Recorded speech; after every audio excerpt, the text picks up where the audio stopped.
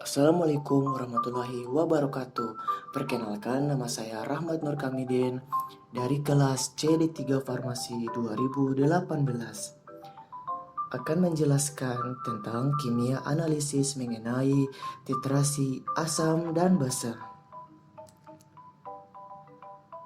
Titrasi adalah suatu metode penentuan kadar atau konsentrasi suatu larutan dengan larutan lain yang telah diketahui konsentrasinya. Titrasi juga merupakan metode analisis kimia secara kuantitatif yang biasa digunakan dalam laboratorium untuk menentukan konsentrasi dari reaktan. Macam-macam titrasi. Ada titrasi asam basa, titrasi redoks, titrasi kompleksometri, dan titrasi pengendapan. Adapun teori asam basa menurut para ahli, yakni yang pertama menurut Arrhenius, asam ialah senyawa yang dalam air mampu menghasilkan ion hidroksida, sedangkan basa berdasarkan pada ion OH- yang dapat dibedakan menjadi dua, yakni monohidrolik dan basa polihidroksi.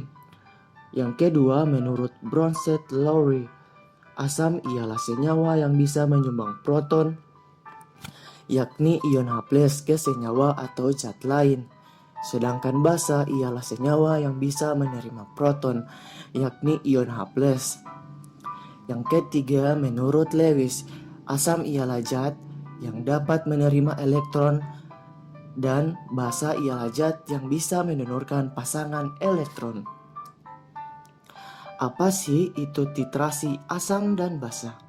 Titrasi asam dan basa merupakan suatu proses penentuan kadar suatu larutan dengan larutan standar asam yang sudah diketahui konsentrasinya ataupun sebaliknya. Proses titrasi dikenal dengan istilah titik ekivalen dan titik akhir titrasi. Titik ekivalen dapat ditentukan dengan menggunakan suatu indikator yang harus berubah warna di sekitar titik tersebut. Titik pada saat perubahan warna indikator itu terjadi disebut titik akhir titrasi.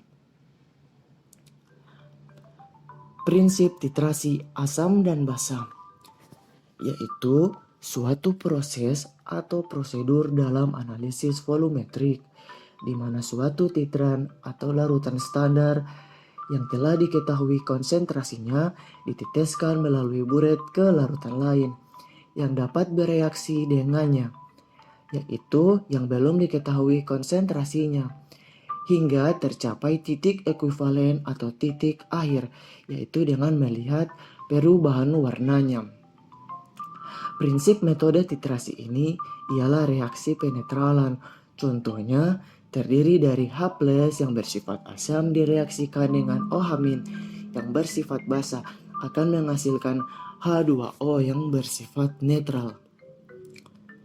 Adapun cara menentukan titrasi ekuivalen pada titrasi asam dan basa. Yang pertama memakai pH meter. Memakai pH meter untuk memonitor perubahan pH selama titrasi dilakukan. Kemudian membuat plot antara pH dengan volume titran untuk memperoleh kurva titrasi. Yang kedua memakai indikator. Indikator asam basa ditambahkan pada titran sebelum proses titrasi dilakukan. Indikator ini akan berubah warna ketika titik ekuivalen terjadi. Pada saat inilah titrasi kita hentikan. Adapun macam-macam titrasi. Yang pertama ada titrasi asam kuat dan basa kuat. Contohnya titrasi HCl direaksikan dengan NaOH. Ion H+ bereaksi dengan OH- membentuk H2O sehingga akhir titrasi adalah netral. Yang kedua ada asam kuat dan basa lemah. Contohnya asam klorida yang bersifat asam kuat direaksikan dengan larutan amonia yang bersifat basa lemah. Hasilnya akan terbentuk garam yang bersifat asam, yaitu NH4Cl dan H2O. Yang ketiga, ada asam lemah dan basa kuat. Contohnya titrasi CH3COOH sebagai asam lemah direaksikan dengan NaOH sebagai basa kuat sehingga membentuk garam yang bersifat basa. Yang keempat, ada asam lemah dan basa lemah. Contoh titrasinya ada CH3COOH sebagai asam lemah direaksikan dengan NaOH sebagai basa lemah sehingga akan membentuk garam yang bersifat asam lemah, yaitu CH3COONH4 tambah H2O. Yang kelima, ada basa kuat dan garam dari basa lemah. Contohnya yaitu titrasi NaOH yang bersifat basa kuat dengan CH3COONH4 yang merupakan garam dari basa lemah. Yang keenam, ada basa kuat dan garam dari asam lemah. Contohnya yaitu ada titrasi HCl sebagai asam kuat dengan NH4BO2 yang bersifat sebagai garam dari asam lemah, yaitu hasilnya HBO2 tambah NH4Cl. Berikut adalah contoh soal. Sebanyak 10 mil asam klorida diperlukan untuk menetralkan 20 mil larutan CaOH2 0,1 m. Hitunglah molaritas asam klorida atau M1. Caranya yaitu diketahui volume larutan pertama yaitu asam klorida yaitu 10 mil.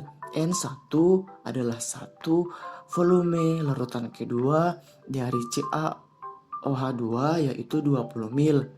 Molaritas larutan kedua yaitu dari CaOH2 yaitu hasilnya 0,1, N2 sama dengan 2. Yang ditanya adalah M1 atau molaritas dari asam klorida. Molaritas larutan pertama. Penyelesaiannya dapat kita gunakan rumus V1 kali M1 kali N1 sama dengan V2 kali M2 kali N2.